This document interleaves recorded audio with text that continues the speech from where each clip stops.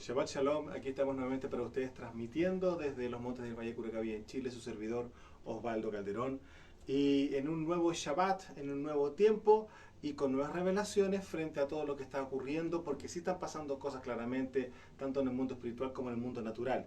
Pero antes de entrar en el tema de hoy, claramente queremos invitarlos nuevamente que puedan tener este ejemplar de este hermoso libro que el Ruach HaKodesh nos dio, que es Conociendo la Vida Eterna. Aquí vamos a encontrar desde el principio hasta el fin toda la línea total de entendimiento, el por qué, cómo y de qué forma el Padre justamente va a traer nuevamente su reino a establecerse en el planeta, y todo lo que pasó en el pasado. Hablamos del primer mundo, desde Adán hasta Noé, y del segundo mundo, que es lo que estamos viendo en este instante, que es desde Noé hasta el día del rescate. Entender todo lo que ocurre en ese momento, quiénes son los que se van, quiénes son los que se quedan, existe una iglesia, quiénes son los que realmente se van.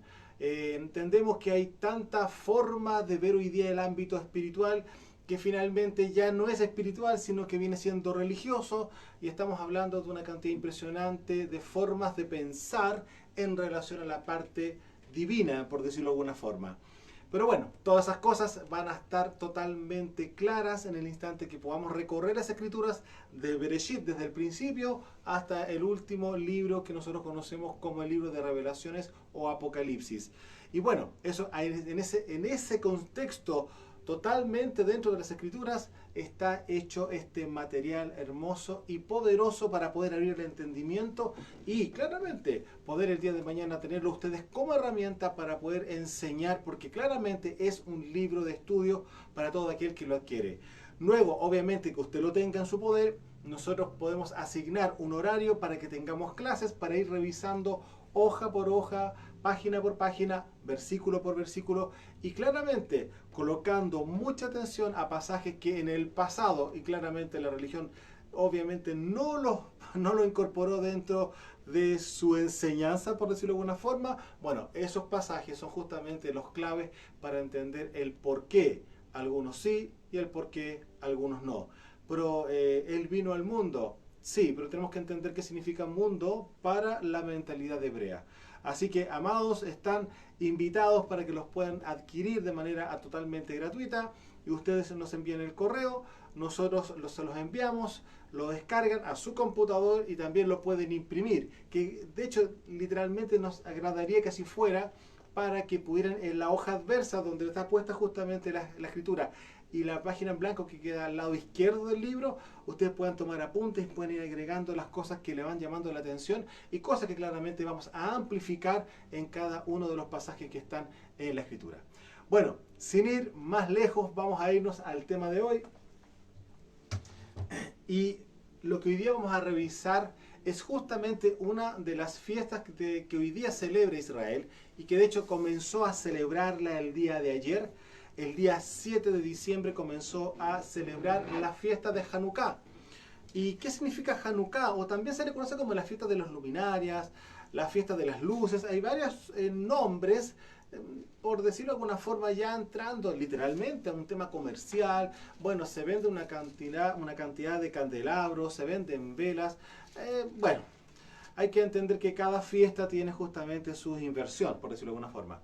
Pero vamos a revisar efectivamente las escrituras para poder entender de qué se trata esta fiesta originalmente y en la verdad. ¿Por qué como que en la verdad? Porque resulta que hay una manera o hay una... A ver, el pueblo de Israel en algunas áreas, pensemos en el ámbito literalmente rabínico, como existe y está dentro de ellos un tema de sacar conjeturas, interpretaciones, etcétera, etcétera, etcétera, ellos, conforme a su tradición, dijeron que ocurrió algo para esta fecha y es por eso que se está celebrando de esta manera. Y bueno, no quiero enredar el tema, sino que voy a ir literalmente a lo que ellos tienen como origen de esta fiesta. Y vamos a ver lo que dice la tradición rabínica, ¿ya? Fiesta de Hanukkah. Ahora, perdón, antes de avanzar en esto, quiero dar una definición. Hanukkah significa dedicación. Eso significa la palabra Hanukkah. De hecho, no sé si ustedes recuerdan, en el libro de Bereshit, en Génesis, aparece Enoc, que fue, ¿no es cierto?, arrebatado, fue alzado, desapareció porque caminó con el Padre. ¿Se acuerdan de eso? Bueno, el punto está que el libro de Enoc y Enoc mismo es la traducción, entre comillas, al español. Pero el nombre original de Enoc es Hanok. Entonces, si nosotros vemos cuál es el nombre original, que es Hanok, ¿qué nos encontramos en el español? Es dedicado. O sea, el nombre del séptimo patriarca, desde Adán a él, que él es el séptimo, ¿no es cierto? Él es el número séptimo dentro de la genealogía de Adán, nos encontramos que su nombre es dedicado. Y, por decirlo de alguna forma, curiosamente, él fue uno de los que restableció justamente la justicia en el planeta en esa época. Y técnicamente fue uno de los primeros reyes oficiales, tanto así que después de eso, después que él fue arrebatado, quisieron dejar a su hijo. ¿Quién era su hijo? Matusalem o Matushelach, ¿ya? Y él quedó a cargo del gobierno conforme a las instrucciones que el padre le había entregado justamente a Hanok. Hanok, recordemos, significa dedicado. Entonces, Hanok, aquí viene la fiesta de Hanukkah.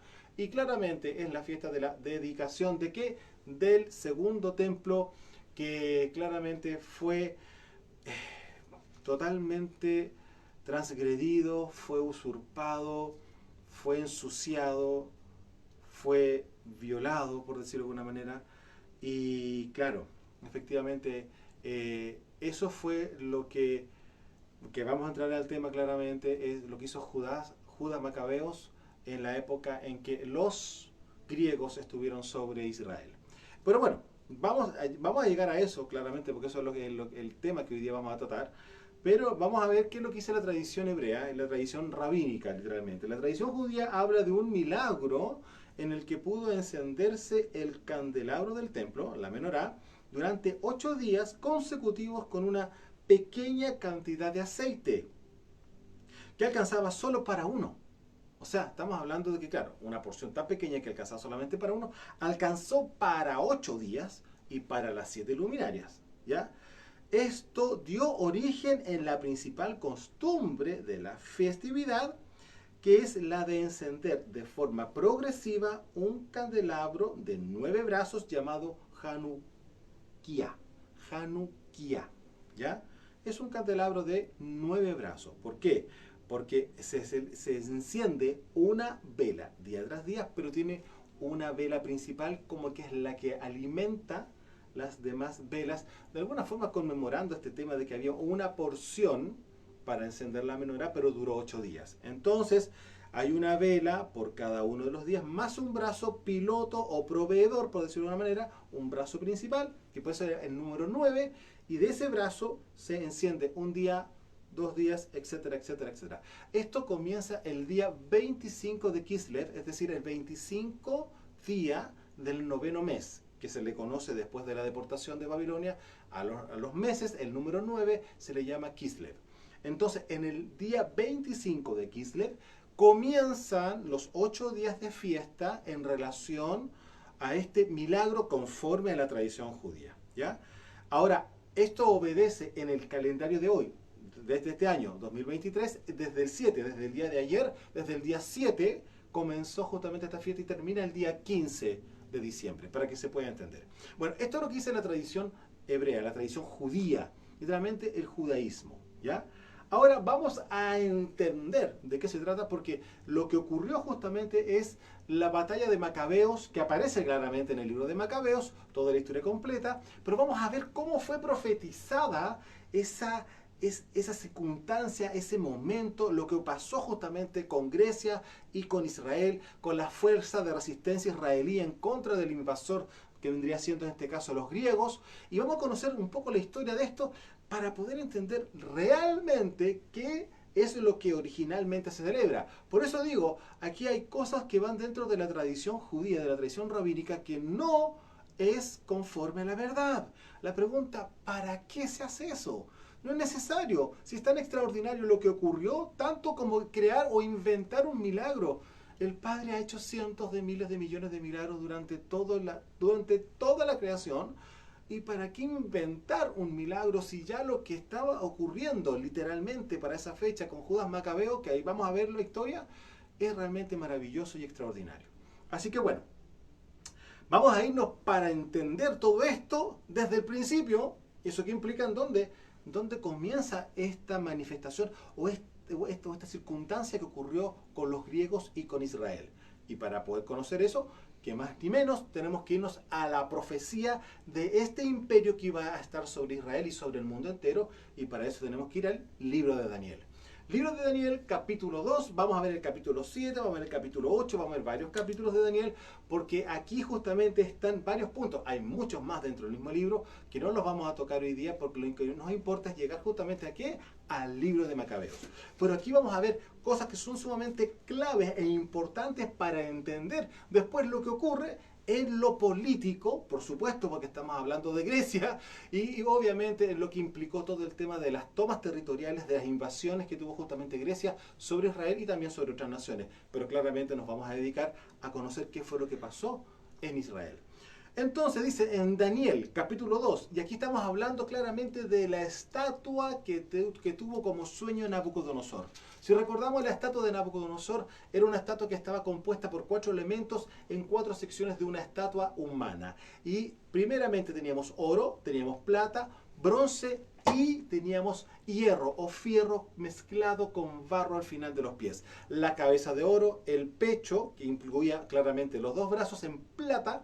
Luego teníamos desde la cintura, ¿no es cierto?, desde el estómago, un faldín dentro de lo que vendría siendo justamente la estatua, hasta los muslos, eso era de bronce, y luego las piernas aparecían con fierro y terminaba con los dedos con barro de alfarero. Bueno, el punto está que aquí estaba mostrando ese sueño a el rey Nabucodonosor, quien lo revela el padre a Daniel, y Daniel también le da la interpretación del sueño, de lo que significaba los 4 imperios que iban a estar gobernando sobre el planeta, y claramente Israel va a estar involucrado en esas conquistas, entendiendo que Israel claramente iba a ser conquistado y iba a ser justamente muy maltratado a causa de su propia rebeldía. No podemos hacer que Israel es una víctima frente a esto. No. Cada circunstancia donde hubo problemas a niveles políticos con las demás naciones, donde Israel fue sumamente golpeado, fue a causa de su rebeldía con respecto a la voluntad del Padre, que es la Torá. Ellos se apartaban y entraban en brujería, hechicería, adivinación, idolatría y suma y sigue. Entonces, ¿qué es lo que ocurría? Durante todos estos periodos de tiempo que aparecen en esa estatua, Israel seguía estando en desobediencia y en rebeldía. Y es por eso que estos imperios cayeron sobre Israel. Eso hay que dejarlo sumamente claro, porque no estoy inventando absolutamente nada, es cosa de leer las escrituras, y vamos a ver por qué ocurrió cada una de esas cosas. Ahora, vámonos a Daniel capítulo 2, ya entendemos que vamos a leer justamente una porción para entender de este imperio que viene siendo Grecia, ¿ya? Y vamos a ir viendo cómo se va desarrollando justamente la revelación de este imperio. Daniel capítulo 2, solamente el verso 39. Solamente el verso 39 de Daniel capítulo 2. Dice así: y después de ti se levantará otro reino inferior al tuyo. Le está hablando a Nabucodonosor, que viene siendo la cabeza de oro. Viene uno inferior al tuyo, y luego un tercer reino de bronce, el cual dominará sobre toda la tierra. Entonces, ¿qué pasa? Conocemos la historia. ¿Qué pasó después de la cabeza que era Babilonia, Nabucodonosor? Vinieron los medo-persas, ¿no es cierto? Por eso aparecen los 2 brazos, porque es una alianza de dos gobiernos, ¿no es cierto? Los medos y los persas, ¿ya? Y luego de eso viene justamente el imperio de Grecia, que era el faldín que estaba desde el estómago hasta los muslos. Entonces, el tercer imperio es lo que hoy día vamos a revisar. Y aquí dice: y después de ti, Nabucodonosor, Babilonia, cabeza de oro, se levantará otro reino inferior al tuyo, medo-persas, ¿ya? Y luego un tercer reino, ¿ya?, de bronce, que vendría siendo el faldín que estamos conversando, ¿no es cierto?, el cual dominará sobre toda la tierra.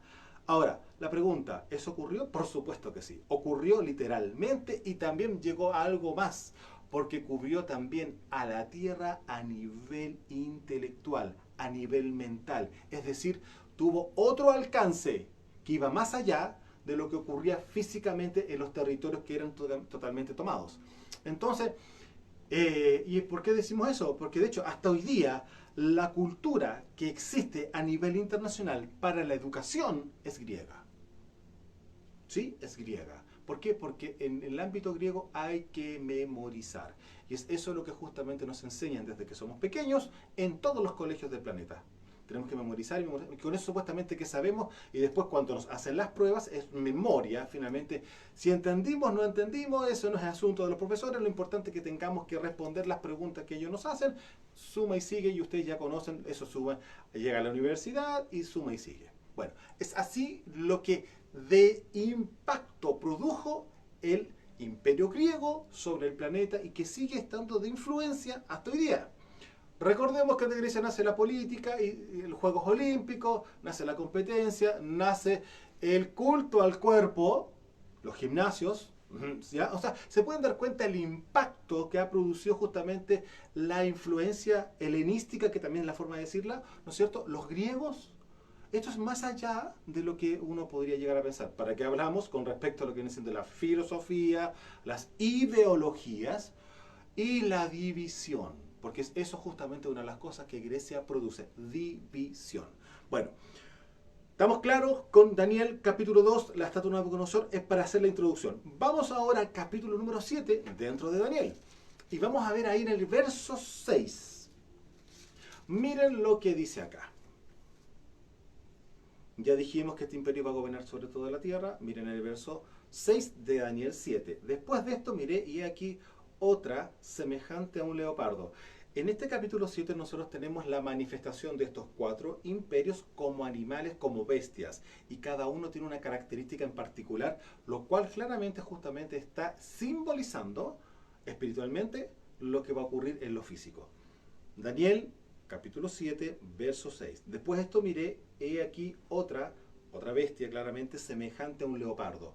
Ya había visto la anterior, que eran los medo-persas, y claramente la primera, que era un león con alas, que era Babilonia, los medo-persas, y aquí entramos al tercero. Semejante a un leopardo, con 4 alas de ave en su espalda, ¿no es cierto? Tenía también esta bestia 4 cabezas, y le fue dado dominio. Entonces, aquí que es lo que estamos viendo en este verso 6 de Daniel 7, las características de lo que iba a ser el imperio de Grecia. Ahora, cuando hablamos de 4 cabezas o cosas que salen justamente, que son las preponderantes dentro de un cuerpo de un animal, implican que son gobiernos, que implican que son reyes, por decirlo de alguna forma, gobernantes, como los queramos llamar, pero son líderes de alguna manera también, ¿no es cierto? Entonces, aquí estamos viendo que hay 4 cabezas, o sea, hay 4 cabezas que están pensando cómo hacerlo, pero dentro del mismo cuerpo. ¿Se fijan? Ya. Ahora, vamos a irnos al capítulo siguiente, a Daniel capítulo 8. Y aquí vamos a leer un poco más, porque aquí justamente se nos habla de otro tipo de animal, pero está relacionado exactamente con lo mismo. Y aquí se ve un macho cabrío, curiosamente, y se ve un carnero, que viene siendo el macho de las ovejas. ¿Ya?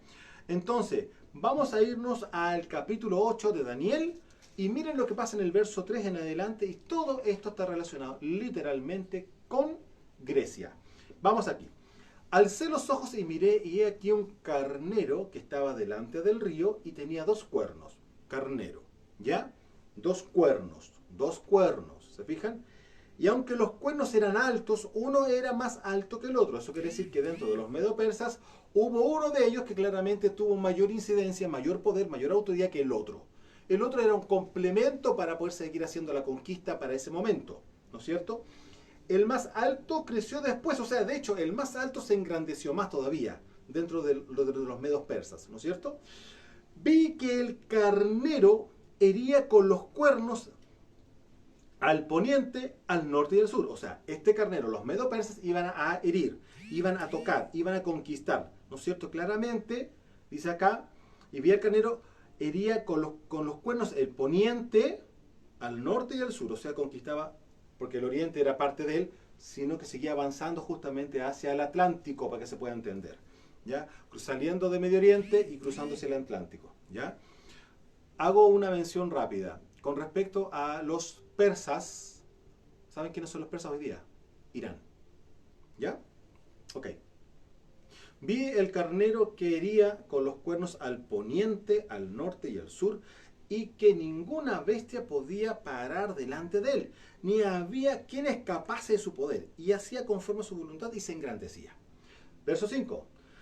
Mientras yo consideraba esto, he aquí un macho cabrío venía del poniente, justamente a donde él iba avanzando, ¿ya?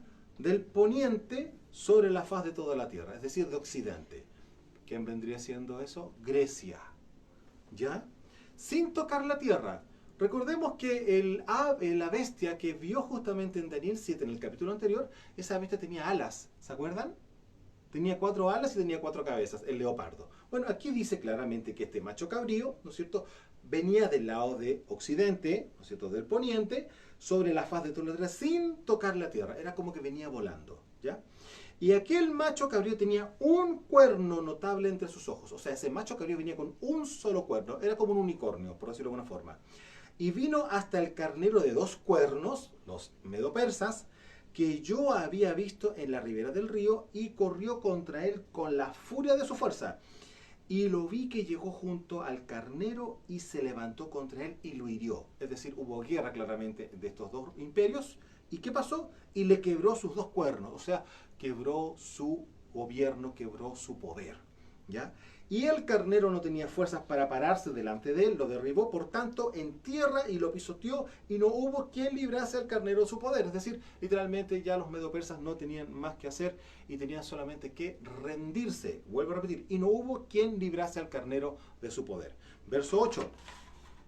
Y el macho cabrío se engrandeció sobremanera. Estamos hablando acá de Grecia. La pregunta, ¿quién era el que estaba gobernando? ¿Quién iba a la batalla? ¿Quién fue el que llevó justamente a Grecia a este gran imperio? A su conquista de todo el planeta. Alejandro Magno. Aquí estamos hablando justamente que este cuerno tiene nombre. Sí, ¿cómo se llamaba? Alejandro Magno. Conocido por todos, ¿no es cierto? Pero estando en su mayor fuerza, este cuerno, Alejandro Magno, aquel gran cuerno fue quebrado. Es decir, Alejandro Magno muere. Sí, muere. De hecho, dura como 12 años su gobierno, el gobierno de él. Aquí vamos a ver muchas cosas a nivel de historia y que están en la escritura y que hoy vamos a lograr entender lo que significa la fiesta de Hanukkah. Si para todo eso, lo que estamos viendo en la historia es para entender lo que está pasando en estos instantes en Israel, ¿ya? Alejandro Magno. Y en su lugar salieron otros 4 cuernos. Qué curioso, vimos en el anterior, en el capítulo 7, que habían 4 cabezas, que es lo que decía yo. Y ahora nuevamente, en su lugar salieron otros 4 cuernos. Y esos 4 cuernos son las 4 divisiones que tuvo justamente el imperio de Grecia, con 4 generales que eran amigos de Alejandro Magno, ¿ya? Notables hacia los 4 vientos del cielo. ¿Se dan cuenta? O sea, hacia los 4 puntos cardinales, ellos tomaron finalmente, se subdividieron el imperio de Grecia en cada uno de sus amigos generales. Verso 9. Y de uno de ellos salió un cuerno pequeño. No sé si les suena eso un poco con respecto a lo que viene siendo la bestia que vemos en Apocalipsis, un cuerno pequeño, ¿ya? ¿Eso qué quiere decir? Que dentro de estos generales hay una genealogía, por decirlo, hay un linaje que finalmente obviamente hay que entender que son generaciones, que finalmente hay un cuerno pequeño, ¿ya? Que creció mucho al sur y al oriente, y hacia ¿dónde? La tierra gloriosa. ¿Cuál es la tierra gloriosa? Nuestra casa Israel, ¿ya? Y la pregunta, ¿quién es este cuerno pequeño? ¿Saben cómo se llamaba ese cuerno pequeño? Se llama Antíoco Epífanes, ¿ya? Estamos hablando de historia que está en la escritura. Y algo que nosotros podemos revisarlo eventualmente, y usted va a ver cómo todo lo que pasó históricamente fue profetizado literalmente sin faltar una sola de ellas. Verso 10. Y se engrandeció hasta el ejército del cielo, y parte del ejército y de las estrellas se echó por tierra y las pisoteó. A ver, un momento. Aquí estamos viendo algo que no es natural. Acá estamos viendo cosas que son a niveles celestiales o a niveles espirituales. A ver, y se engrandeció hasta el ejército del cielo, y parte del ejército y de las estrellas se echó por tierra y las pisoteó. A ver, sigamos leyendo. Verso 11. Aún se engrandeció contra el príncipe de los ejércitos, y por él fue quitado el continuo sacrificio, y el lugar del santuario, aquí ya estamos hablando de tierra, está hablando de Israel, fue echado por tierra. Y a causa de la prevaricación le fue entregado el ejército junto con el continuo sacrificio. O sea, hubo una rendición. Alguien se rindió en algún momento, algo pasó aquí. y echó por tierra la verdad. E hizo cuanto quiso y prosperó. Verso 13. Entonces oí a un Kadosh que hablaba y a otro de los Kadosh preguntó a aquel que hablaba: ¿hasta cuándo durará la visión del continuo sacrificio y la prevaricación asoladora, entregando el santuario, en este caso el templo, y el ejército para ser pisoteados? ¿Hasta cuándo? Y él dijo: hasta 2300 tardes y mañanas. Luego, momento, miren, luego el santuario, el templo, será purificado. ¿Ya? Acá está diciendo que va a venir claramente una cosa no menor para Israel, pero va a llegar un tiempo en el cual todo va a ser reordenado y va a ser santificado, dedicado. ¿Les suena eso? Purificado. Seguimos en Daniel, pero seguimos ahora en el capítulo 11. Miren lo que pasa en el verso 30. Estoy mostrando todo a grandes rasgos y estamos viendo que fue Alejandro Magno, cabeza justamente del imperio griego, y luego se subdivide en 4 generales, pero de uno de esos generales aparece al tiempo después un sucesor que vendría siendo Antíoco Epífanes. ¿Ya? Seguimos avanzando. Daniel capítulo 11, verso 30. Porque vendrán contra él, contra Antíoco Epífanes, naves de Kitim. ¿Quién es Kitim? Chipre, al norte de Israel, en toda la zona oriental del mar Mediterráneo, tocando justamente tierra, conectando ahí justamente con el territorio del continente. ¿Ya? Vendrán contra él naves de Kitim y él se contristará y volverá y se enojará contra el pacto Kadosh, justamente contra los israelitas que estaban cumpliendo con Torah. ¿Ya? Y estoy hablando de historia, de lo que ocurrió en la época de los griegos. No estoy hablando del ámbito profético que vendrá para cuando venga el antimashiach. Estoy hablando de lo que ya ocurrió. Y vuelvo a recordar de que existen profecías que tienen doble cumplimiento. Aquí estamos viendo el cumplimiento de la primera profecía. ¿Ya? Y hará según su voluntad. Volverá pues y se entenderá con los que abandonen el pacto Kadosh, porque en esa época, sí o sí, los israelitas que estaban hacia el norte quisieron convertirse a los griegos, literalmente. Y ya van a saber qué significa convertirse a los griegos y dejar claramente el pacto. Cuando una persona deja el pacto del Padre, ¿qué es lo que hace? Peca, ¿no es cierto? No quiero ahondar en el tema porque ya lo vamos a ver en la misma escritura, qué es lo que dice, y ustedes dirán, pero ¿cómo? Exactamente así. Es algo impresionante lo que pasó durante este tiempo, porque aquí, bueno, no quiero avanzar nada porque lo vamos a leer, pero volvemos a la escritura acá. Verso 30. ¿No es cierto? Y se enojará contra el pacto Kadosh, que vienen siendo justamente todos aquellos que perseveran en el pacto del Padre, y hará según su voluntad. Volverá pues y se entenderá, con los que han abandonado, o sea, con los apóstatas, ¿ya? Que abandonaron el pacto. 31. Y se levantarán de su parte tropas que profanarán el santuario y la fortaleza. ¿Y que hablamos de la fortaleza? De todos los muros, de todo lo que implica también la ciudad de David, ¿ya? Pero la ciudad de David fue tomada para producirla o para dejarla establecida como una bodega, por decirlo de alguna manera, una bodega de su botín. Estoy hablando de los griegos, ¿ya? Entonces, vamos acá.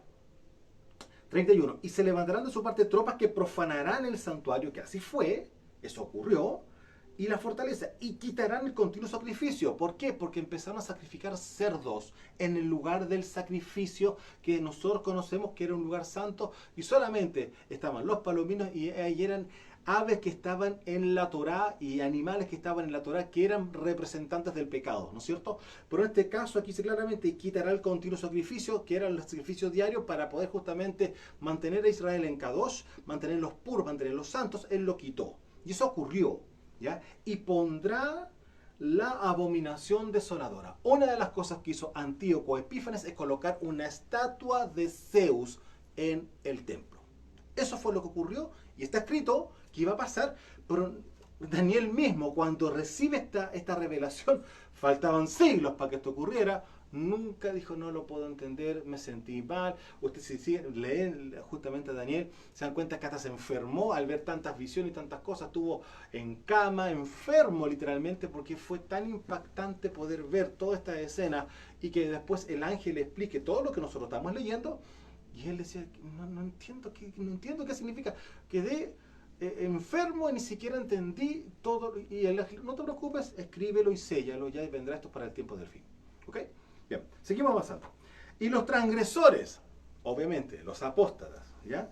traerán un pacto por medio de engaños. Claramente, porque muchos de los que se habían ido de la fe, se habían apartado del pacto, dijeron, oye, no, y empezaron ellos a querer convencer justamente adentro de los mismos israelitas que se convirtieran a los griegos. Sí, y eso lo vamos a ver luego. ¿Ya? Sigo. Y los transgresores traerán un pacto por medio de engaños. Mas el pueblo que conoce su Elohim se parará firme y prevalecerá valientemente. Pregúnteme, ¿qué pueblo sería eso? ¿Quiénes serían ellos? Aquí estamos viendo claramente la profecía de Judas Macabeo, que es justamente el protagonista de los libros de Macabeos. Aquí está profetizado ya que alguien iba a producir, se iba a levantar una resistencia israelita en contra del imperio griego. Y vuelvo a leer. Y los transgresores traerán un pacto por medios engañosos, mas el pueblo que conoce su Elohim se parará firme y prevalecerá valientemente. Si dice que prevalecerá valientemente es porque eso no fue una conversación. Está más que claro que no. ¿Y de quién está hablando acá? Proféticamente de Judas Macabeo. Sigo. Y los sabios del pueblo instruirán a muchos y por algunos días caerán a espada, a fuego, en cautividad y despojo, porque fue terrible la llegada de los griegos sobre Israel, sobre aquellos que no quisieron apartarse del pacto. Porque dentro de lo que implica el pacto, está hablando de lo que hoy día estamos viendo, Shabbat, para que hablamos de la fiesta, circuncisión, comer kosher. Estamos hablando de eso, sacrificios que, o sea, se puede entender, es apartarse totalmente, hacer todo lo contrario a lo que la Escritura, la voluntad del Creador del universo, el Padre de nosotros, el Rey de Israel, el Elohim de Israel estaba dictando. Y eso es lo que ellos estaban haciendo, torciendo. Y no lo hagan, no lo hagan. Y si lo hacen, mueren. Que ahí vamos a verlo más adelante esto, ¿ya? Entonces, y los sabios del pueblo instruirán a muchos. Había muchos, no, aguanten, afírmense, no se dejen engañar. No podemos nosotros irnos en contra de nuestro Elohim. Pero gran parte, que ustedes ya se dieron cuenta, apostataron. Obviamente se convirtieron a los helénicos, o en este caso a los griegos, y ellos quisieron convencerlos a muchos de los israelitas para que se convirtieran a los griegos. Y miren, y por algunos días caerán y a espada y a fuego y en cautividad y despojo. Saltamos del verso 33 al 36. Y el rey hará su voluntad, estamos hablando de Antíoco Epífanes, y se ensoberbecerá y se engrandecerá sobre todos los dioses y contra el Elohim de los dioses hablará blasfemias monstruosas y prosperará hasta que sea consumada la ira. Porque lo determinado se cumplirá, de los dioses de sus padres no hará caso, ni el amor de las mujeres. Estamos hablando de un griego.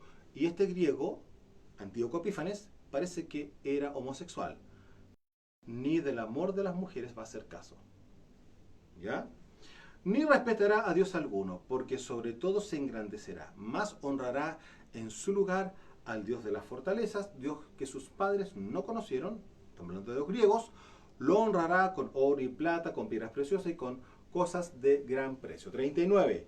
Con un Dios ajeno será de las fortalezas más inexpugnables y colmará de honores a los que le reconozcan y por precio repartirá la tierra. Usted se puede dar cuenta que aquí claramente dentro de la cultura que ellos mismos tenían dioses particulares, pero resulta que en este caso Antíoco Epífanes tuvo otro dios al cual le rindió culto. Vamos bien, ¿no es cierto? Ahora vamos a entrar al libro de Macabeos para que veamos que todo lo que fue profetizado en el libro de Daniel, cómo se da cumplimiento histórico a este tema. Y aquí quiero avanzar en algo para que ustedes vayan entendiendo que esto es impresionante. Y es por qué tiene esta soberbia Antíoco Epífanes. Y acá nosotros vemos en el 36, volvemos arribita al verso 36. Y el rey hará su voluntad, Antíoco Epífanes, y se ensoberbecerá y se engrandecerá sobre todos los dioses. Y contra el Elohim de los dioses, está hablando de Yahweh, ¿no es cierto? Nuestro Padre, hablará blasfemias monstruosas.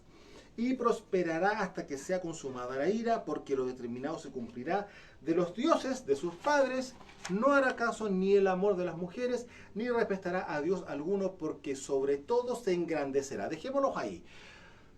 ¿Ustedes saben por qué pasa esto? Porque Antíoco Epífanes, él mismo se pone un sobrenombre. ¿Y saben cuál es ese sobrenombre? Theos Epífanes. ¿Qué es Theos Epífanes? Si algunos entienden griego, conocen griego, ¿qué significa Epífanes? Epífanes significa manifestación o manifestado. O sea, él se autodenominó Dios manifestado. Entonces, cuando entramos a ese problema mental, si lo miramos de alguna manera, obviamente, claro que aquí entendemos el por qué llega a entenderse lo que él hacía. Se ensoberbecerá y se engrandecerá sobre todos los dioses, griegos particularmente, ¿ya? Y contra el Elohim de los dioses hablará blasfema monstruosa. Y habló en contra el Dios de Israel, contra el Elohim de Israel. Habló. ¿Ya? Ahora, esto es, ustedes bien saben, una figura absolutamente fidedigna de lo que va a ocurrir cuando se manifieste el anti-Mashiach, es decir, el anticristo. ¿Por qué? Porque es la encarnación de la maldad, de la encarnación de Hasatán. Y él se va a autodeclarar Elohim, Dios, ¿no es cierto? ¿Por qué? Porque obedece a esta profecía que tiene doble cumplimiento, a las mismas características de lo que estamos viendo como profecía de Daniel para muchos siglos más adelante, que iba a ser justamente el imperio griego, y dentro de eso justamente Antíoco Epífanes después de un tiempo. Entonces, aquí estamos viendo, tiene un rasgo homosexual, Antíoco Epífanes, y se hace el mismo Dios. Entonces él mismo se coloca un sobrenombre llamado Theos Epífanes, Dios manifestado. Vamos bien. Ahora vamos a irnos al libro de Macabeos para poder ver la historia de lo que acabamos de ver proféticamente y qué eran las tras bambalinas, los detalles de todas las cosas que ocurrieron en Israel y que cómo se hace cumplimiento fidedigno de cada una de las palabras de la palabra profética que vimos justamente en lo que acabamos de leer. Macabeos capítulo 1, verso 1 en adelante dice así: Alejandro el Macedonio, Alejandro Magno, hijo de Filipo, ¿ya?, que ocupaba el trono de Grecia, salió de Macedonia, derrotó y suplantó a Darío, rey de Persia. ¿Se dan cuenta de lo que vimos con respecto a los órdenes de los imperios y también lo que vimos justamente con respecto al macho cabrío y el carnero? Ya, ok. Rey de Persia y Media. Entabló numerosos combates, ocupó fortalezas, asesinó a reyes. Verso 3. Llegó hasta el confín del mundo. Literalmente conquistó todo el planeta físico conocido. Saqueó innumerables naciones. Cuando la tierra quedó en shalom, quedó en paz, bajó su mando. Su corazón se ensoberbeció y se llenó de orgullo. Reinó un ejército potentísimo y dominó países, pueblos y soberanos que tuvieron que pagarle tributo, que era uno de los grandes negocios de Grecia, el tributo. Pero, verso 5, pero después cayó en cama y cuando vio cercana la muerte, llamó a los generales más ilustres, educados con él desde jóvenes. Eran 4 amigos, que eran 4 generales que él había dejado a cargo, y ahí están las 4 cabezas y aquí están los 4 cuernos. ¿Se da cuenta? Ya. Y cuando cayó en cama y vio que estaba cercana a la muerte, llamó a los generales más ilustres, educados con él desde jóvenes, y les repartió el reino antes de morir. Verso 7. A los 12 años de reinado, Alejandro Magno murió. ¿Se da cuenta? Él, en su imperio, en todo su gobierno, él duró solamente 12 años y luego muere. Y muere, según la historia, muere por un estado depresivo porque no vio y no encontró más territorio que conquistar a ese nivel de soberbia. ¿Ya? Seguimos. Y sus generales se hicieron a cargo del gobierno, cada cual en su territorio. Al morir Alejandro, todos ciñeron la corona real, o sea, los 4 ciñeron corona real, ¿no es cierto? Y después los sucedieron sus hijos durante muchos años. ¿Se dan cuenta que hay una herencia de gobierno de generación tras generación? Estamos hablando de los 4 gobernadores, los 4 amigos de Alejandro Magno y sus hijos. Ellos mueren y siguen sus hijos gobernando. ¿Ya? Sucedieron sus hijos durante muchos años, multiplicando la desgracia en el mundo. ¿Ya? De ellos brotó un vástago perverso. Y aquí viene el nombre, Antíoco Epífanes. Miren, estamos hablando del primer libro de Macabeos, capítulo 1. Y era Antíoco Epífanes, hijo del rey Antíoco. Había estado en Roma como rehén. Esto estamos leyendo la historia en libros de Macabeos, para que usted pueda entender que es tan importante tener todos estos libros en el conocimiento nuestro para poder entender la historia y entender las escrituras, porque esto es parte de las escrituras. Pero ustedes bien saben que los hijos de la serpiente sacaron varios libros dentro del canon original de Israel para que justamente no entendiéramos nada y al final nos quedáramos confundidos claramente con Babilonia. Continúo. Hijo del rey Antíoco, había estado en Roma como rehén y subió al trono el año 137 de la era Seleucida, que viene siendo sobre la era griega. Por entonces hubo unos israelitas renegados, es decir, unos apóstatas o transgresores de la Torá, que convencieron a muchos diciendo, vamos a hacer un pacto con las naciones vecinas, porque desde que nos separamos de ellos no nos han venido, o sea, de hecho nos han venido muchas desgracias. Ahí se dan cuenta los apóstatas. ¿Se acuerdan que decían que muchos venían con un pacto engañoso? Bueno, aquí está. Aquí está literal lo que estaba profetizado, que los que iban a apostatar de la fe, los que iban a apostatar del pacto, iban a ir ellos mismos, ni siquiera los griegos, ellos mismos iban a querer convencer los que se convirtieran a los griegos. Y aquí está escrito en el libro de Macabeos. ¿Ya? Entonces, bueno, porque entonces hubo israelitas renegados que convencieron a muchos diciendo, vamos a hacer un pacto con las naciones vecinas, porque desde que nos separamos de ellos nos han venido muchas desgracias. Verso 12. Esta propuesta fue bien recibida y algunos del pueblo fueron enseguida a ver al rey, a Antíoco Epífanes. El rey los autorizó a adoptar las costumbres paganas de los griegos. Y escuchen bien esto. Y entonces, acomodándose a los usos paganos de los griegos de Antíoco Epífanes, construyeron un gimnasio en Jerusalén. ¿Sí? Vuelvo a leer. Construyeron un gimnasio en Jerusalén. Disimularon la circuncisión. Renegaron del pacto Kadosh, de la alianza Kadosh.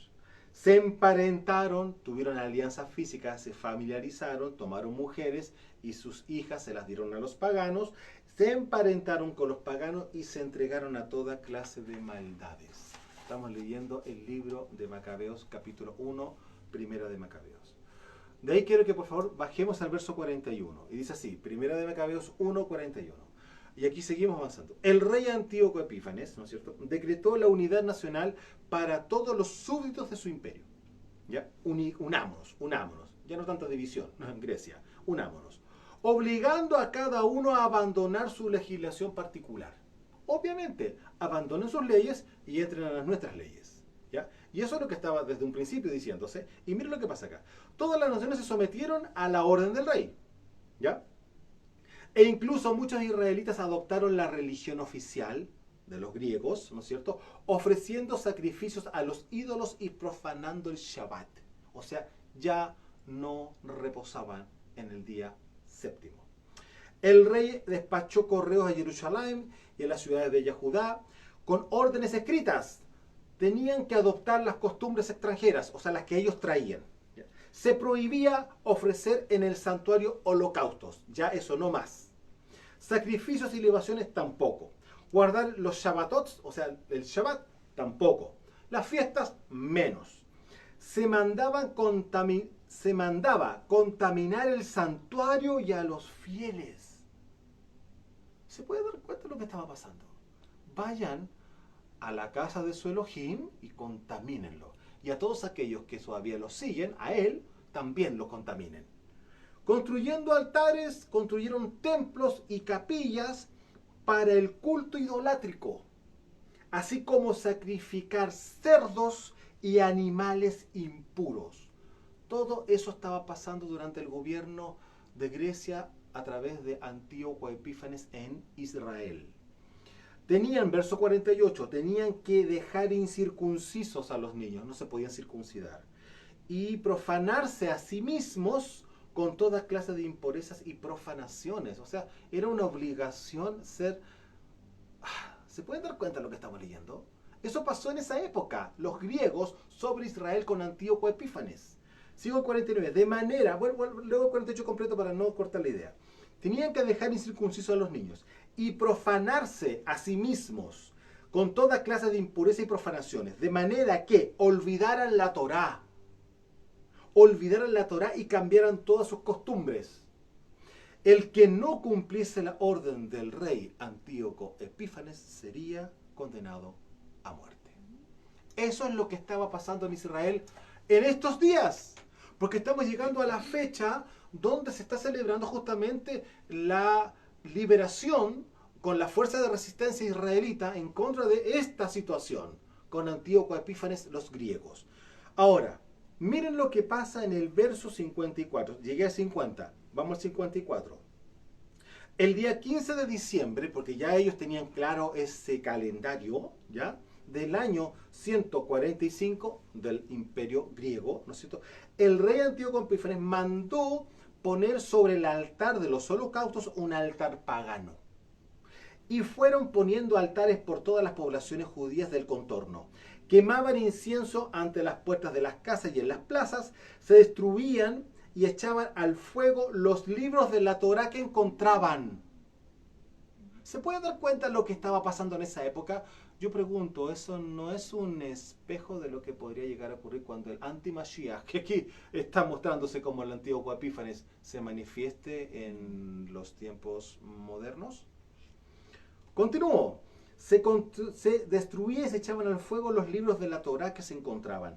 Y al que se le descubría con un libro de la alianza, o sea, de la Torá, en su poder, o al que vivía de acuerdo con la Torá, se le enjuiciaba, en virtud del decreto real. Verso 58. Como tenían el poder, todos los meses hacían lo mismo a los israelitas que se encontraban en la ciudad. O sea, esto lo hacían un tiempo, ya, a ver si se convierten, ¿no? O al mes siguiente, hasta lograr. Fíjense, perseverancia, un goteo, todos los meses, ¿hasta qué? Hasta ir conquistando esto, la mente. Conquistando la mente. Continúo. Vuelvo a leer verso 58. Como tenían el poder, todos los meses hacían lo mismo a los israelitas que se encontraban en las ciudades. 59. El 25 de cada mes sacrificaban sobre el altar pagano encima del altar de los holocaustos. O sea, pusieron otro altar encima de ellos y claramente, ¿qué creen ustedes que estaban sacrificando? Cerdos. Sangre de cerdos chorreaba también al altar Kadosh que el Padre tenía estipulado para su pueblo Kadosh. Sigo leyendo. Vuelvo a repetir el verso. El 25 de cada mes sacrificaban sobre el altar pagano encima del altar de los holocaustos. 60. A las madres que circuncidaban a sus hijos, las mataban, como ordenaba el edicto. Mataban a las madres que circuncidaban a sus hijos. Cuando las criaturas colgadas... A ver, vuelvo a leer para que puedan entender esto porque esto es terrible.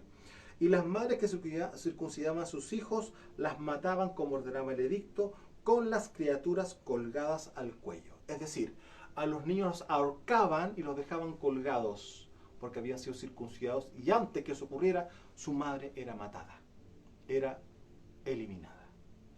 Eso es el imperio de Grecia, Antíoco Epífanes sobre Israel. Y mataban también a sus familiares y a los que habían circuncidado a los niños. Pero hubo muchos israelitas que resistieron haciendo el firme propósito de no comer alimentos impuros, no kosher, ¿ya? Prefiriendo la muerte antes que contaminarse con aquellos alimentos y profanar la alianza Kadosh del Padre. Y murieron. Fueron días de terribles calamidades para Israel. Estoy hablando de Libro de Macabeos, capítulo 1, y leímos porciones para que puedan entender todo lo que está ocurriendo en el territorio. Es algo impresionante, cómo era claramente un gobierno dictatorial. Si no obedecía, moría. Si no obedecía, moría. Eso fue el paso de Grecia sobre Israel con Antíoco Epífanes. Y seguimos avanzando en Primera de Macabeos, en la primera carta de Macabeos, pero ahora vamos a pasar al capítulo 2. Y miren lo que dice así. Pero en ese tiempo surgió Matatías. ¿Quién es Matatías? Matatías es hijo de Johanán, hijo de Simeón, Cohen, de la familia de Joarib. Es decir, era un levita. Y aunque era nacido en Jerusalén, se había establecido en Modín. Y él tenía 5 hijos: Juan, Simón, Judas, Lázaro y Jonatán. ¿Ya? Juan, Simón, Judas, Lázaro, Jonatán. Ahora uno observa lo siguiente. Juan, por sobrenombre el feliz, él era claramente, tiene que ser un hombre muy, muy contento, muy lleno de gozo, ¿ya? Por sobrenombre el feliz. Simón, segundo hermano, llamado el fanático, tiene que haber sido muy apasionado. Judas, llamado Macabeo. ¿Ustedes saben lo que significa la palabra Macabeo en el hebreo? Significa martillo. Usted se podrá dar cuenta que lo más probable es que el carácter de Judas, llamado el Macabeo, era bastante recto, bastante firme, espíritu inquebrantable. Las cosas con él no eran de juego. ¿Se puede dar cuenta?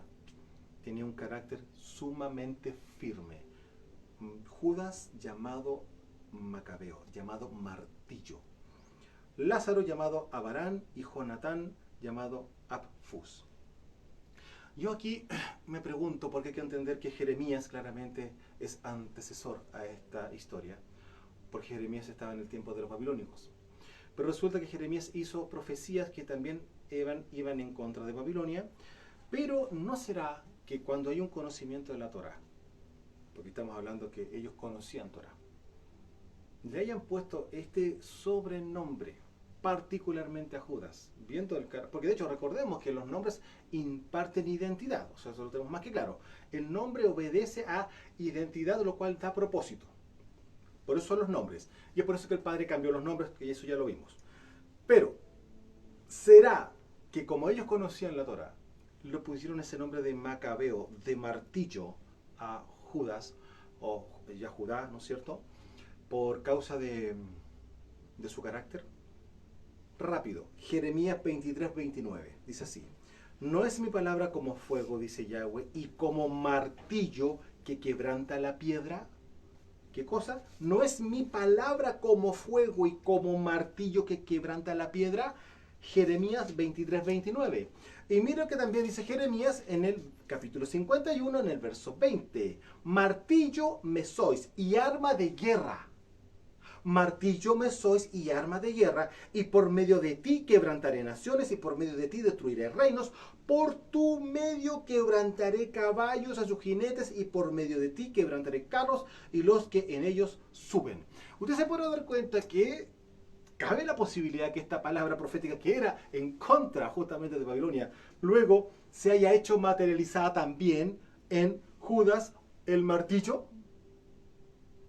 Yo lo dejo ahí. Ustedes pueden ver cómo la escritura nos habla. Ahora, seguimos en el libro de Macabeos. Ahora vamos al capítulo 4. Miren lo que pasó acá. Verso 36 en adelante. Primera de Macabeos 4:36. Judas y sus hermanos propusieron, ahora que tenemos derrotado al enemigo, porque ya entendemos que para este capítulo ya habían hecho la resistencia, ganaron, etc. ¿Ya?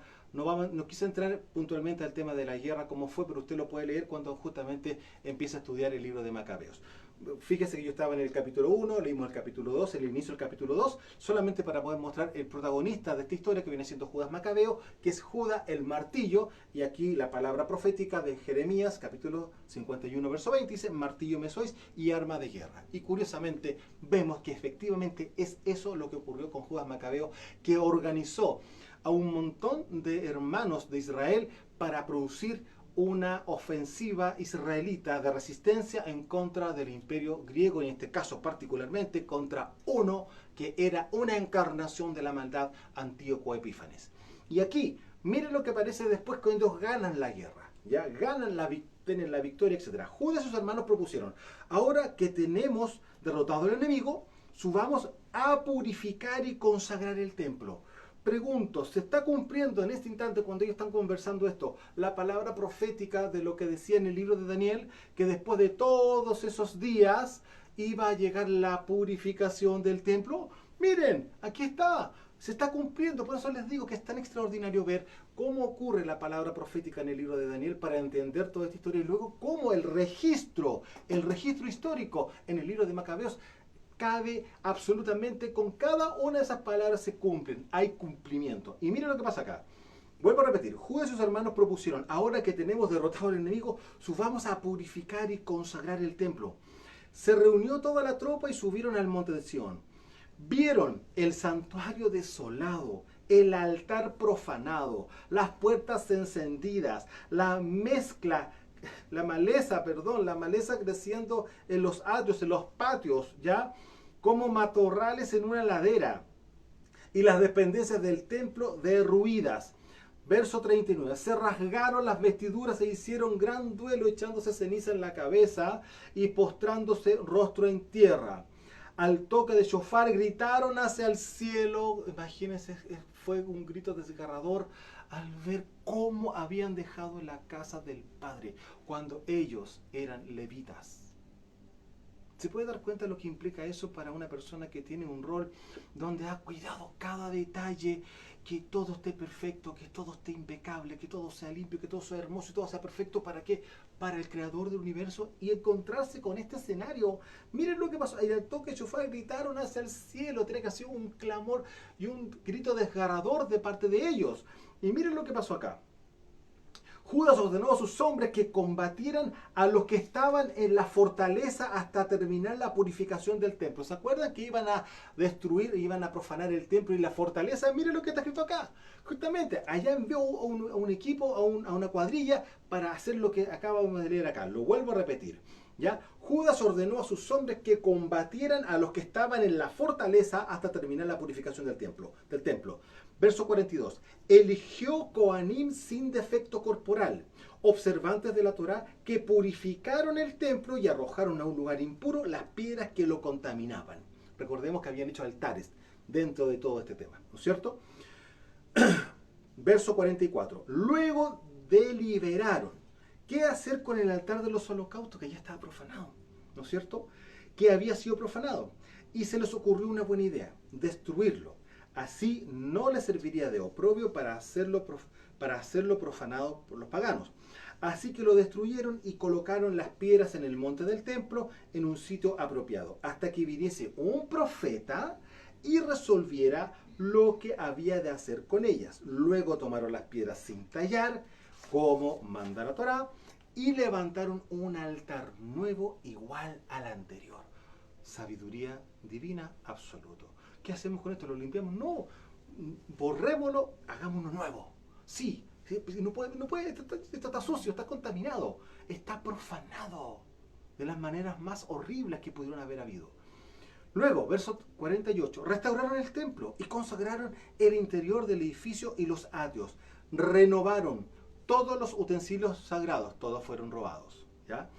Y metieron en el templo el candelabro, recuerden que todo fue usurpado, el altar del incienso y la mesa.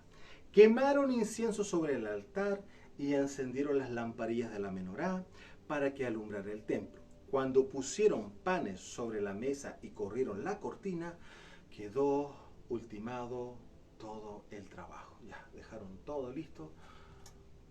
Terminamos, gracias Padre, porque ahora está todo nuevamente en orden y podemos seguir alabándote y podemos seguir justamente haciendo todo lo que ordena tu Torá, ellos como levitas, ¿no es cierto?, para continuar con todas las ordenanzas que están para nosotros, ¿ya? Y miren, el año 148, el día 25 del mes noveno, Kislev, es decir, ayer, 7 de diciembre de este año 2023. Vuelvo a leer. El año 148 de la incursión de la llegada de los griegos, el día 25 del mes noveno de Kislev, que es el llamado Kislev, claramente que corresponde a diciembre ahora, madrugaron para ofrecer un sacrificio, según la Torá, en el nuevo altar de los holocaustos recién construido. En el aniversario del día en que lo habían profanado los paganos, lo volvieron a consagrar. ¿Por qué? Pues resulta que en ese mismo día, el 25 de Kislev, justamente entró Antíoco Epífanes y profanó el templo años atrás. Y aquí lo vamos a ver ahora. Y el mismo día que Antíoco Epífanes entró a profanar el templo de nuestro Padre, Judas Macabeo, el martillo, volvió después de los años a volver el mismo día. Ya estaban teniendo todo eso, consagraron nuevamente. Miren, lo estamos leyendo, consagraron nuevamente el templo. Entonces, en el aniversario del día, o sea, cuando se están viendo que se cumplen el mismo día, en los años que ocurrieron justamente toda la resistencia para poder lograr salir de la influencia de Antíoco Epífanes, pasa esto. En el aniversario del día en que lo habían profanado los paganos, lo volvieron a consagrar el mismo día, cantando himnos y cantando cítaras, laúdes y platillos. Y aquí estamos hablando de cantar también salmos claramente. Todo el pueblo se postró en tierra adorando y alabando a Elohim, que les había dado el éxito. Durante 8 días celebraron la consagración, ofreciendo con júbilo holocaustos y sacrificios de comunión y de alabanza. Aquí me quiero parar un poco. Se pueden dar cuenta que aquí hay 8 días de júbilo después de todo lo que acabamos de leer, después de todo el trabajo que implicó volver a restablecer el orden y la pureza dentro del templo, dentro del santuario. De ninguna forma aquí se está hablando de que la menorá tenía poco aceite y que duró 8 días, no dice eso. Aquí está contando claramente que hicieron fiesta, 8 días de júbilo por haber vencido al enemigo, por haber restaurado el templo y que estaba vuelto a dedicar. Lo volvieron a dedicar. Hanukkah. ¿Ya? Entonces, vuelvo a repetir para que eso quede sumamente claro. Madrugaron para ofrecer un sacrificio según la Torá en el nuevo altar de los holocaustos recién construido. Y en el aniversario del día en el que lo habían profanado los paganos, el día 25 de Kislev, lo volvieron a consagrar cantando salmos, himnos, tocando cítaras, laúdes y platillos. Todo el pueblo se postró en tierra adorando y alabando a Elohim, que les había dado éxito. Durante 8 días celebraron la consagración, ya la dedicación, Hanukkah, ofreciendo con júbilo holocaustos y sacrificios de comunión y de alabanza. Decoraron la fachada del templo con coronas de oro y pequeños escudos. ¡Mire qué maravilloso! Eso nace del corazón puro. Consagrando también el portal y las dependencias, poniendo las puertas. El pueblo entero celebró una gran fiesta que canceló la afrenta de los paganos, en este caso particular de Antíoco Epífanes. Sigo leyendo. Judas, con sus hermanos y toda la asamblea de Israel, determinó que se conmemorará anualmente la nueva consagración del altar con solemnes festejos durante 8 días a partir del 25 del noveno mes, el 25 de Kislev, que este año cayó el 7 de diciembre, que eso viene siendo el día de ayer. Por eso es tan importante entender la historia de nuestra nación, de nuestro pueblo, para que no caigamos en rituales que no son verdaderos. Aquí no existe ningún tipo de menorá, ni poco aceite. Aquí estamos hablando de un trabajo que fue extenuante, fue terrible, y que obviamente en el gozo, en el corazón, lo hicieron por 8 días. Y luego vamos a ver por qué fueron 8 días. Momento. Sigo avanzando. Entonces, vuelvo a leer, verso 59. Judas con sus hermanos y toda la asamblea de Israel determinó que se conmemorara anualmente la nueva consagración del altar con solemnes festejos durante 8 días a partir del 25 del mes noveno, del 25 de Kislev. ¿Ya? En aquella ocasión construyeron en torno al monte de Sión unas murallas altas con torreones, no fuera a llegar los paganos y derruyesen como habían hecho en el anterior. Judas acuarteló allí una guarnición para defender el monte, también fortificó Bet-Sur para que la gente estuviera defendida por la parte de Idumea. Seguimos rápido, segunda de Macabeos, capítulo 10, verso 1 en adelante. Y esto viene siendo un pequeño resumen de lo que acabamos de leer justamente en esta porción, que corresponde claramente a la primera carta de Macabeos en el capítulo 4. Ahora vamos a irnos al segundo libro de Macabeos y vamos a ir al capítulo 10.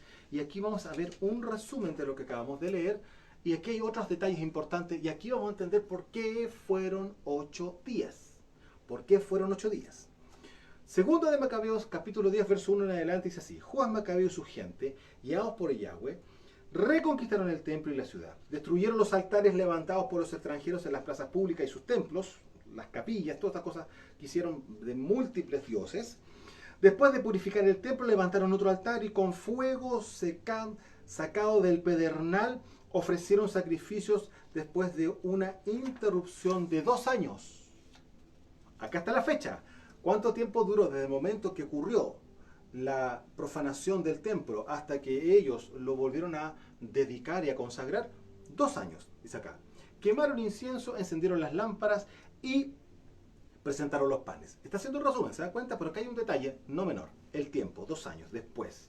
Hecho esto, se postraron en tierra y suplicaron a Yahweh no volver a caer en tales desastres, sino que si alguna vez pecaban, Él los castigara con moderación, pero que no los entregara a los extranjeros blasfemos.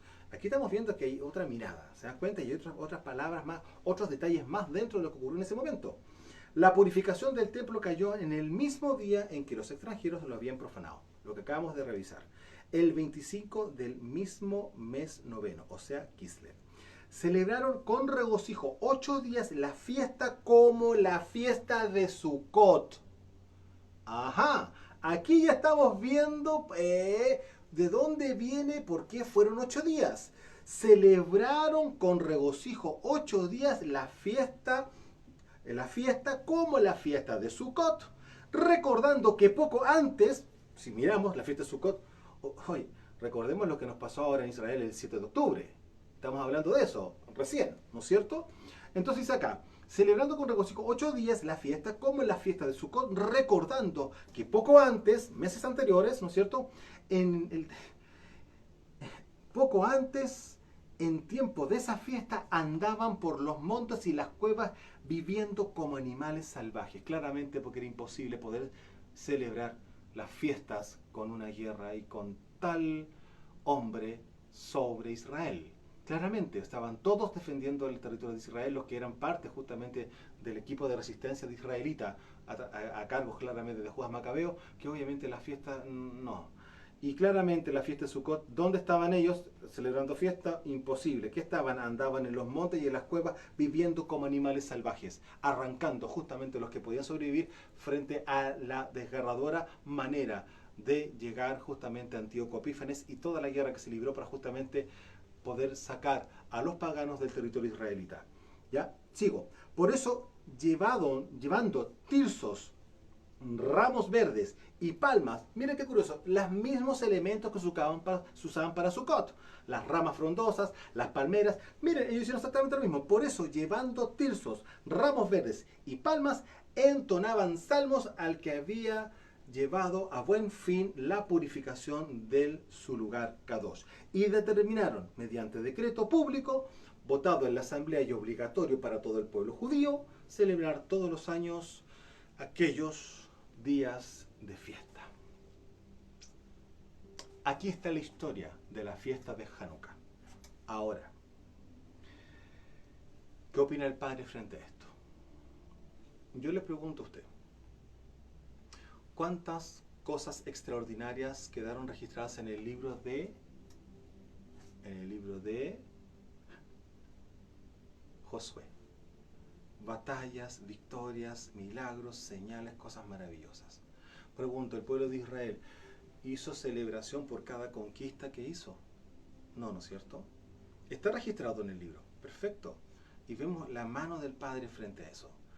¿Hay fiesta particular en las conquistas que tuvo justamente David o en las conquistas que tuvo Saúl? Y así sumamos y seguimos. No, ¿no es cierto? Está en registro para ver la mano del Padre, las maravillas del poder, que entendemos hoy día claramente sí o sí son guerras espirituales batalladas físicamente acá abajo de la tierra. Entonces, ¿qué ocurrió? Acá era tan el gozo de lo que ellos tenían que lo establecieron como mandato, lo establecieron como una fiesta solemne, pero no son las fiestas del Padre. Y es por eso que después, al pasar los siglos y los años, ¿quién aparece en escena en Israel? Nuestro rey Yahshua HaMashiach. Y aquí vamos a ver qué es lo que pasó para esta misma fecha en Israel cuando nuestro rey estaba en medio de ellos. Juan capítulo 10. Juan capítulo 10. Y con esto vamos a ir cerrando. Juan capítulo 10, verso 22 en adelante, miren lo que dice acá.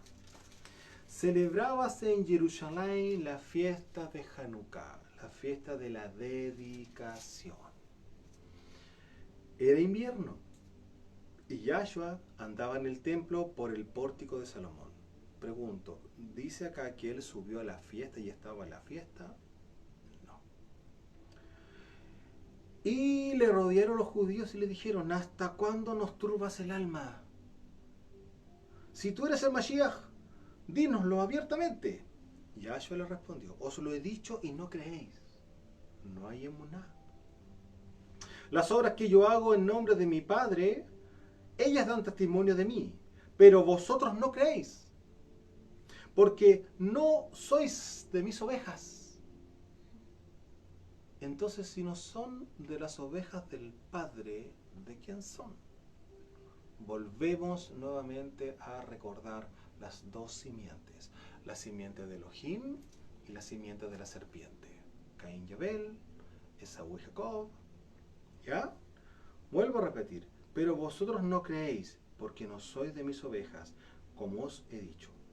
Mis ovejas oyen mi voz, y yo las conozco y me siguen, y yo les doy vida eterna, y no perecerán jamás, ni nadie las arrebatará de mi mano. Entonces, cuando entendemos esto, que claramente nuestro rey, Mashiach, él no celebró esta fiesta. Nosotros como israelitas mesiánicos tendríamos que unirnos a la festividad que hoy día Israel está celebrando. Realmente no.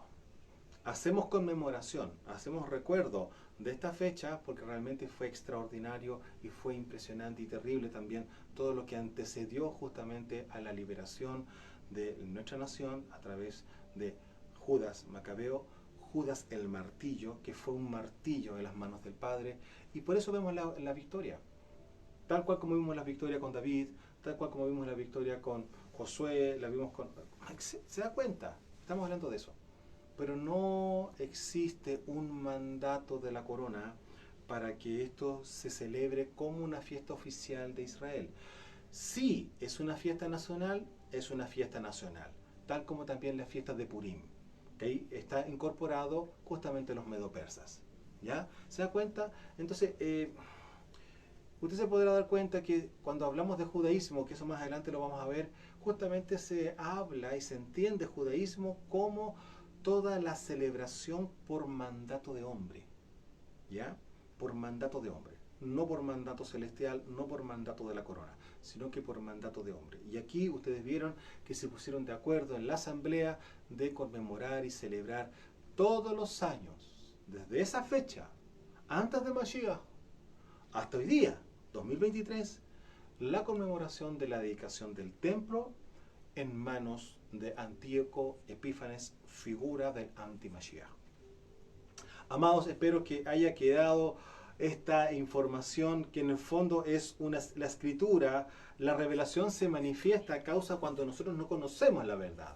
Y por eso dijo nuestro rey, conocerás la verdad y la verdad los hará libres. Y esta semana, digamos estos 8 días, que partieron ayer 7 y terminan el 15 de diciembre, esos días son los que se celebra justamente la conmemoración de la dedicación del templo a través de la resistencia israelita que había a través del líder Judas Macabeo. Y Macabeo, recordemos, es martillo. Martillo me sois, arma de guerra, dijo el Padre en Jeremías. Amados, desde los montes del Valle de Curacaví, esperamos que esto haya agrandado y enriquecido justamente su ruaj, para que puedan justamente el día de mañana enseñar a otros que la religión lamentablemente miente. Lamentablemente miente, y bueno, no es de esperar menos porque es cultura greco-babilónica.